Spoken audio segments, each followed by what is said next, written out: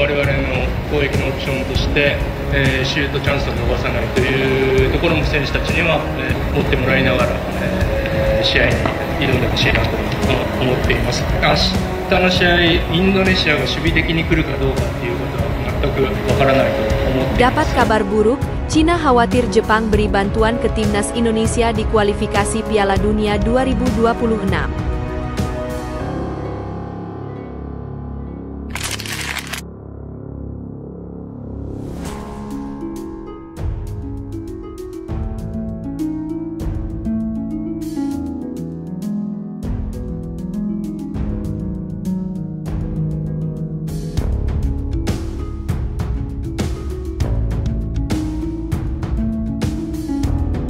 Mengenal sosok Mauro Zijelstra, calon naturalisasi baru untuk lini serang timnas Indonesia.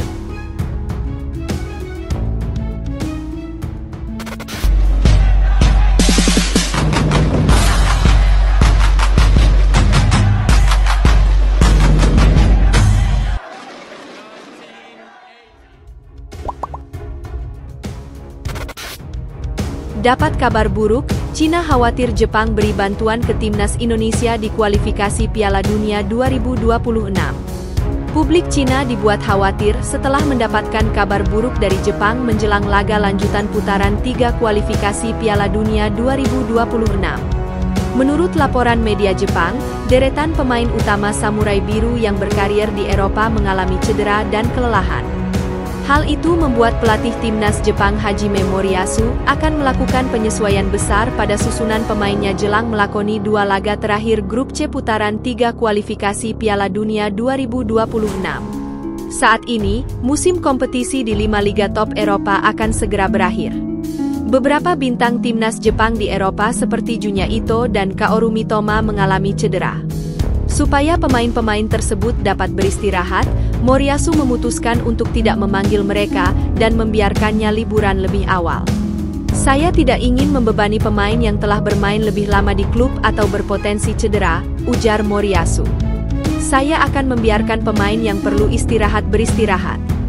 Dan saya akan merekrut pemain yang ingin saya amati ke tim nasional untuk memahami taktik saya terlebih dahulu. Untuk membangun tim yang kuat, kami dapat mempertimbangkan lebih banyak pemain untuk direkrut. Mendengar kabar tersebut, publik Cina melalui media lokalnya, 163.com, menganggap bahwa hal itu dapat membahayakan tim nasionalnya. Dalam laporannya, 163.com khawatir apabila Jepang tidak tampil dengan skuad utama maka itu akan memberikan keuntungan kepada timnas Indonesia. Seperti diketahui, seluruh tim telah memainkan 8 pertandingan di putaran 3 kualifikasi Piala Dunia 2026. Di grup C, Jepang menjadi satu-satunya tim yang telah memastikan tiket menuju Piala Dunia 2026 sebagai pemuncak klasemen 20 poin, meski masih menyisakan 2 pertandingan lagi. 1 tiket otomatis ke Piala Dunia 2026 sebagai runner-up grup C akan diperebutkan oleh 3 tim yakni Australia, 13 poin, Arab Saudi, 10 poin, dan Indonesia, 9 poin. Bahrain, 6 poin, dan Cina, 6 poin, yang berada di posisi 2 terbawah klasemen sudah tidak memiliki harapan finish di posisi runner-up. Meski demikian, mereka masih punya peluang lolos ke putaran kualifikasi berikutnya apabila mampu menempati posisi 4 besar di klasemen akhir. Apakah tim nasional Cina dalam bahaya? Tulis judul dalam artikel yang dimuat 163.com. Jepang sedang melatih pasukannya terlebih dahulu. Pemain inti Eropa absen dan bisa saja memberikan poin bagi Indonesia. Ini jelas akan menjadi berita yang sangat buruk bagi timnas Cina. Pasalnya, Jepang akan bertanding melawan Indonesia di kandang sendiri pada laga terakhir putaran 3 kualifikasi Piala Dunia 2026.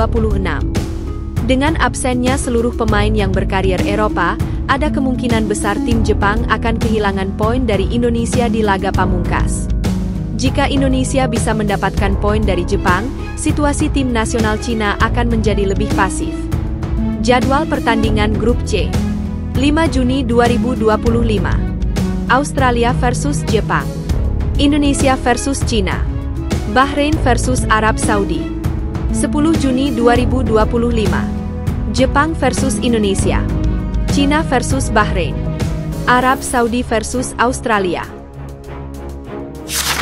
Mengenal sosok Mauro Zijlstra, calon naturalisasi baru untuk lini serang timnas Indonesia. Kebutuhan tambahan tenaga di lini serang timnas Indonesia membuat PSSI terus memburu striker naturalisasi. Satu di antaranya yang masuk ke keran adalah Mauro Zijlstra. PSSI tentu berharap bisa membereskan semua dokumen Mauro Zijlstra. Tujuannya agar tombak yang masih berusia 20 tahun itu segera merapat ke kandang skuad Garuda jelang melakoni 2 laga terakhir grup C putaran ketiga kualifikasi Piala Dunia 2026 zona Asia pada tanggal 5 dan 10 Juni mendatang. Duel kontra Cina serta Jepang begitu krusial dan wajib dimenangkan demi menjaga asa lolos langsung ke putaran final Piala Dunia 2026. Timnas Indonesia butuh suntikan darah segar di sektor gedor dan Mauro Zijlstra dianggap sosok yang tepat guna menemani Ula Romeni via skema 352 yang akan diterapkan pelatih Patrick Kluivert. PSSI tak menampik, lembaga yang diketuai Erick Thohir terus berpacu dalam ikhtiar. Mengenai isu Mauro juga begitu, karena masih ada beberapa tahapan administrasi yang kita butuhkan.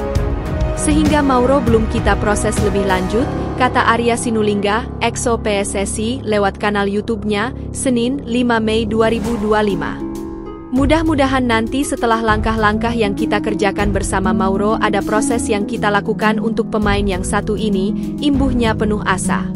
Profil Mauro Zijlstra.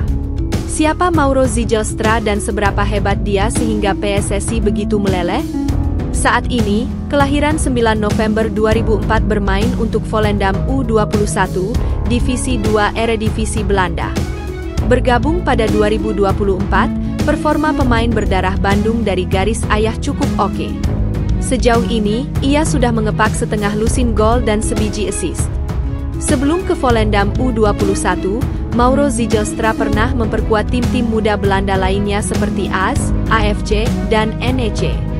Ditilik dari postur dan skill, Mauro Zijlstra mumpuni sebagai seorang pendulang lesakan. Menjulang setinggi 188 cm, Mauro Zijlstra jagonya bola-bola udara. Kecepatan serta kegeniusannya membuka ruang tembak juga sudah terbukti di Volendam U21. Bisa dibayangkan, jika bergabung dengan timnas Indonesia, Mauro Zijlstra bukan hanya bisa menjadi andalan di tim senior melainkan juga di timnas Indonesia U23. Dengan kata lain, ia adalah aset dan proyek jangka panjang PSSI.